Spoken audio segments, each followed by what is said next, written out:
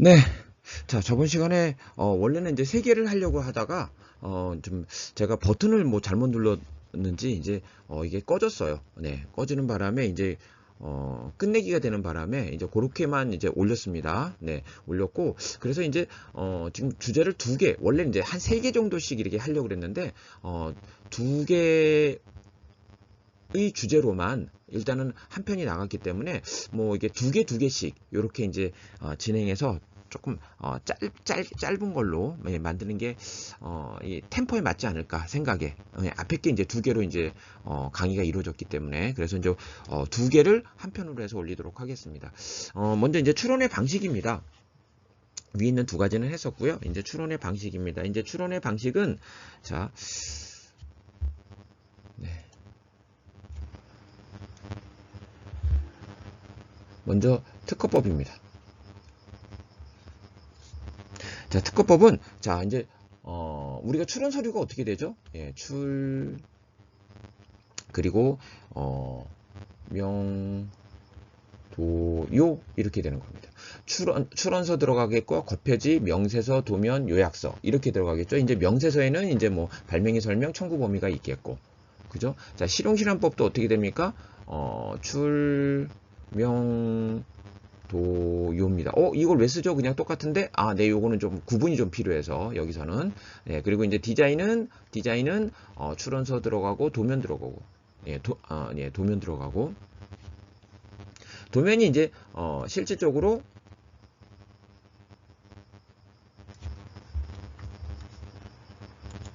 이제 명세서에 해당하는 거죠. 디자인은, 그죠? 외관을 보호하는 거기 때문에 도면 들어가고.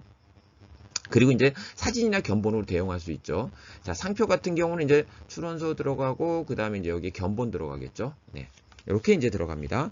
자, 그리고 이제, 여기서 도면이 있는데, 이 도면은, 꼭 제출해야 되는 건 아닙니다. 발명에 따라서 꼭 제출해야 되는 게 있고, 아닌 경우도 있죠. 그래서 전체적으로 봤을 때 이제 요거는 필요한 도면이다. 필요한 도면이다. 근데 만약에 제출을 안 한다라고 했을 때, 우리는 요거 이제 절차 무효 처분을 하겠습니다. 그러니까 불수리 사유가 아니라는 거죠. 상대적으로 이제 중요한 서류로 보지 않는다는 겁니다. 특허법이. 네. 그래서 이제 무효 처분하기 전에 우리가 이제 절차 보장을 해줘야겠죠. 그래서 이제 여기서는 보정 명령을 하게 됩니다. 그죠? 네. 자, 실용실험법입니다. 실용실험법은 요 도면의 취급이 다르죠. 왜냐하면 물품 형상 구조 조합이기 때문에 요거는 반드시 제출해야 됩니다. 반드시. 만약에 제출하지 않으면 어떻게 되겠습니까? 이거 불수리 사유예요. 중대한 하자로 보는 거죠. 네. 그리고 이제 불수리 처분을 하기에 앞서서 우리는 뭘 하죠? 우리가 소명 기회를 줘야겠죠. 절차 보장을 해줘야겠죠. 그죠? 자, 디자인은 어떻습니까? 디자인 도면 이것도 역시 마찬가지로 반드시 제출해야 돼요.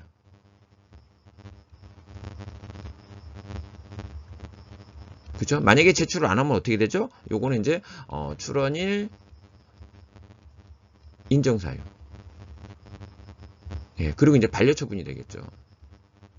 네, 이렇게 이제 반려 사유에도 있고 출원 인정 사유도 있는데 신법 위헌 원칙상 이제 요게 적용이 되겠죠. 요거는 이제 중대한 하자인데 그래서 소고표는 못 주지만 그래도 이제 보완할 수 있는 기회를 주자라고 해서 이제 출원 인정 사유를 뽑아낸 거죠.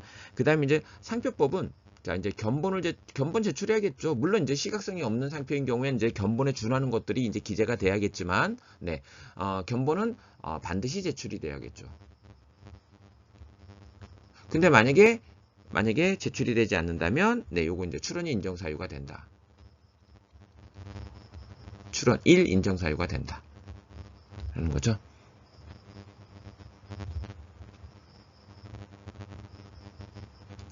네. 그리고 이제 여기 이제 특허법하고 실용실험법은 자, 이제 우리가 꼭 국어로만 기재해야 되는 건 아닙니다. 외국어 출원이 가능하기 때문에 영어도 가능하겠고요. 그죠? 청구 범위와 관련해서 꼭 처음에 제출해야 되느냐? 그렇지 않다라는 거죠. 기재 유예 제도가 있다라는 겁니다. 네. 그리고 디자인하고 상표는 이제 외국어는 안 되죠. 영어 안 됩니다. 이렇게 되겠죠.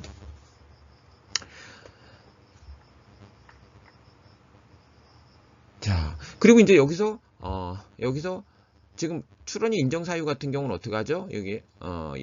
여기에 대해서 이제 보완 명령을 하죠. 그래서 이제 결과적으로 마지막에 이제 반려 처분을 하게 됩니다.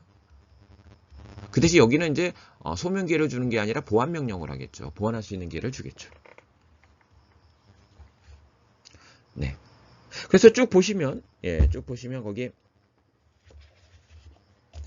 자, 특허법은 특허 출원 서류 4가지 출원서, 명세서엔 발명의 설명 청구 범위, 필요한 도면, 요약서. 그죠? 청구 범위 기재 유예제도 있고 외국어 출원 가능한데 이거는 청구 범위 없이 심사를 한다는 건 아니죠. 예, 출원의 편의를 도모하기 위한 것들이고 외국어 출원도 마찬가지죠. 그렇기 때문에 일정 기간 내에 보정을 하거나 일정 기간 내에 번역문을 제출해야 되는 거죠. 그 기간이 언제냐? 출원일로부터 1년 2개월까지입니다. 예. 그러니까 최선일로부터 제일 앞선 기간으로부터 1년 2개월. 예, 이렇게 되는 거죠. 근데 이제 만약에 제3자가 심사 청구를 했다면 그 취지를 통지받은 날로부터 3개월. 예, 또는 이제 출원일로부터 1년 2개월 중 빠른 날까지. 그 가로 안의 의미는 이제 고음이죠. 그러니까 빠른 날까지 우리는 보정을 하거나 그 번역문을 제출해야 된다. 예, 만약에 제출하지 않게 되고 보정을 하지 않게 되면 그 기한이 되는 날이 아니라 그 다음 날. 자, 주의하십시오. 그 다음 날 처음부터 없는 것이 되는 거죠. 취하간주가 된다라는 얘기입니다. 자, 그러면 실용실험법은 차이가 딱 거기 있죠. 도면에 필요한이라고 안 돼 있어요. 그죠? 네. 이건 반드시 제출해야 된다는 얘기죠. 그 다음에 이제 우리가 이제, PCT, 이제 국제 출원할 때 이제 거기 이제 서지적 사항이 이제 쭉 들어가 있는데, 거기 보시면 이제 체약국의 지정이 있는데, 이제, 우리 이제 PCT 출원 같은 경우는 자동 지정 제도죠.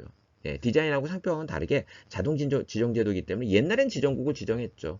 예, 그렇지만 지금 현재 자동 지정 제도지만 현재 법은 바꾸지 않고 있는 상황이기 때문에 바뀌어져 있는 상황은 아니기 때문에 이렇게 이제 표시가 된 겁니다. 쭉 가서 이제 좀 가서 보면 발명자에 대한 정보가 기재가 돼 있잖아요. 근데 이제 요거는 모든 나라에 대해서 적용되는 건 아니고 이제 그 나라가 미국인 경우에는 이걸 기재하도록 하고 있는 겁니다. 네. 미국은 이제 발명자 보호의 원칙을 천명하고 있기 때문에 네, 아무튼 뭐 그 얘기하면 또 너무 길어져서 요렇게만 마무리하도록 하겠고요. 그리고 이제 서류 중에 거기 그 마지막 줄에 보시면 발명의 설명과 청구 범위가 분리가 돼 있습니다. 청구 범위가 별도의 서류화돼 있다라는 거죠. 그래서 명세서라는 단어가 국제 출원에는 없다. 우리는 명세서 안에 청구 범위가 있는데 반해서 국제 출원 같은 경우는 청구 범위가 별도의 서류로 되어 있다. 자, 디자인입니다. 자, 디자인은 이제 출원서하고 도면이 이제 이 명세서에 해당하는 부분이죠. 네. 그래서 이제 거기 출원서에 보면 자, 우리 물품에 화자된 외관을 보호하는 게 디자인 보호법이기 때문에요. 거기 이제 디자인의 대상이 되는 물품과 물품류가 들어간다는 거죠. 그죠? 네. 그리고 이제 뭐 거기 1년 번호, 복수 디자인인 경우에 이제 뭐 디자인 수 이런 것들이 1년 번호 이런 것들이 들어가야겠고요. 그다음에 이제 도면을 도시하는데 이제 거기에 도면에 이제 기재를 합니다. 이게 명세서 준하기 때문에 예, 우리는 명세서가 없으니까 여기다가 이제 필요한 걸 기재하게 되는데 다시 디자인의 대상이 되는 물품과 물품류를 다시 기재합니다. 요거는 이제 그러니까 출원서에도 기재하고 도면에도 다 기재가 된다. 그리고 이제 디자인의 설명란을 기재합니다. 디자인의 설명란은 도면만 가지고는 우리가 디자인을 이해할 수 없는 것들. 뭐 재질이라든가 뭐 크기라든가 이런 것들에 대해서 이제 기재하는 게 이제 디자인의 설명입니다. 그러니까 여기에 설명이 없으면 이해하기 곤란한 것들을 기재하도록 하고 있습니다. 그다음에 이제 복수 디자인인 경우에 이제 디자인 1년 번호가 들어가겠죠. 이게 굉장히 중요한 게 지금 우리 디자인 보호법에서요. 뭐가 빠졌냐면 우리가 이제 자유롭게 내가 이런 걸 창작했습니다라고 하는 기재하는 부분이 있어요. 그게 이제 창작 내용의 요점인데 이 창작 내용의 요점이 아예 빠졌어요. 요번에 이제 개정법에서 없습니다. 라는 거. 네. 그 다음에 이제 상표법입니다. 자, 상표법은 출원서 서류에다가 이제 견본 첨부하면 돼요. 네. 첨부하면 되는 거죠. 그래서 이제 거기 상표 들어가고 지정상품 기재해야겠죠. 그죠? 네, 지정상품 기재하고. 네. 그다음에 이제 뭐 단체표장 특유의 이제 제도에 있어서는 뭐 정관 같은 게 이제 뭐 이런 어떤 그 입증하는 서면이 들어가야 할 것입니다. 네. 자, 두 번째. 자, 이제 방식 심사인데요. 방식 심사에서 이렇죠. 방식 심사는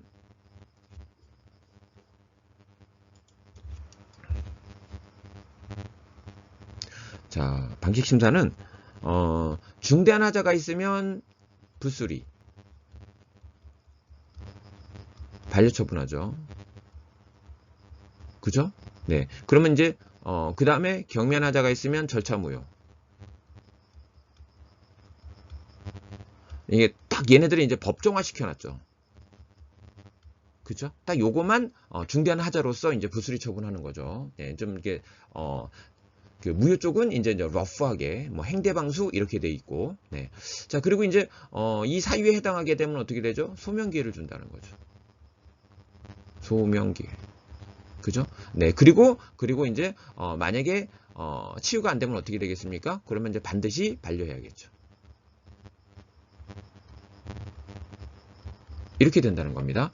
네. 근데 절차무효는 어떻게 하죠? 여기에 대해서 이제 보정명령을 하겠죠. 보정기회를 줍니다. 네. 그리고 이제 여기는 무효 처분을 할 수 있는 거죠.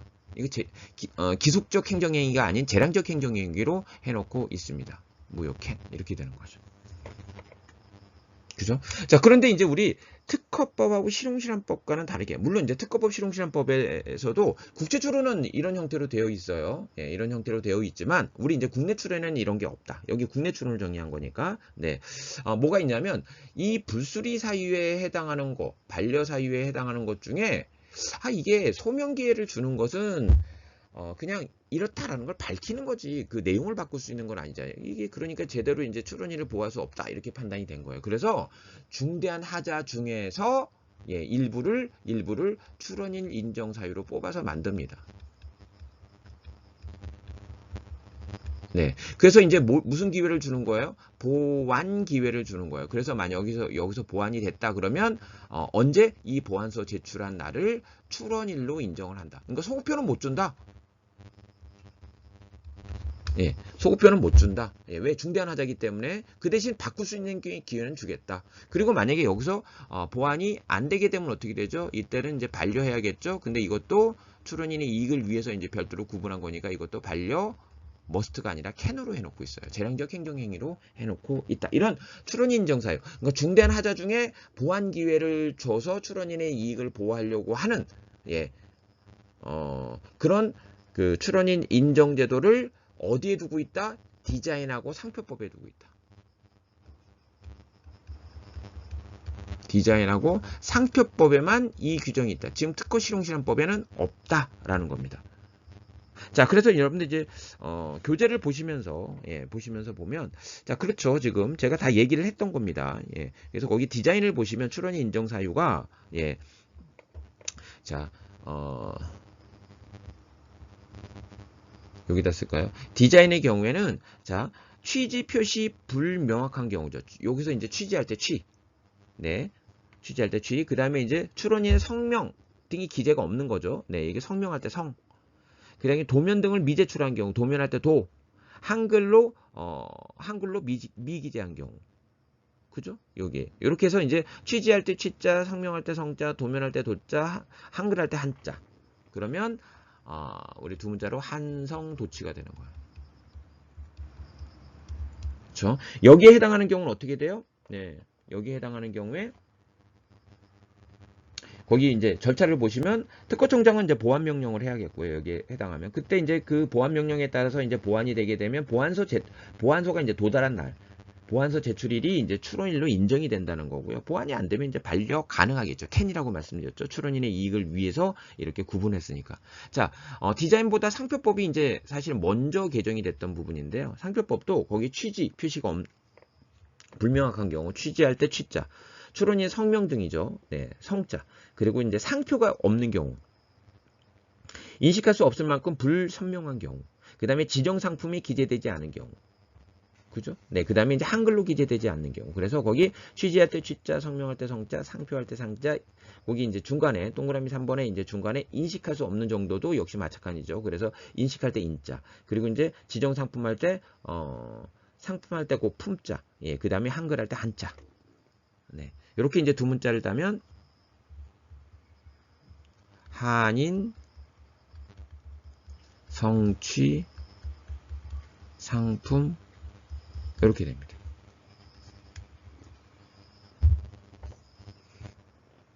네.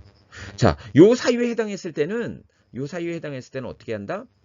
소명 기회 주고 반려해야 되는 게 아니라 요 사유에 해당했을 때는 특허청장이 보완 명령을 하고 보완 명령으로 내용을 바꿀 수 있는 기회가 제공이 되는 거죠. 그래서 그 보완이 됐어요. 그 대신 이건 중대한 하자였기 때문에 소급효까지는 주질 않는다. 네, 그리고 이제 보완이 안 됐다 하더라도 반려 머스트는 아니고 반려 캔이다. 예, 꼭 기억하시기 바라겠습니다. 비교적 측면에서 요거는 뭐 아주 장황하게 비교한 건 아니지만 살짝 비교적 측면에서 언급이 될 수는 있겠다.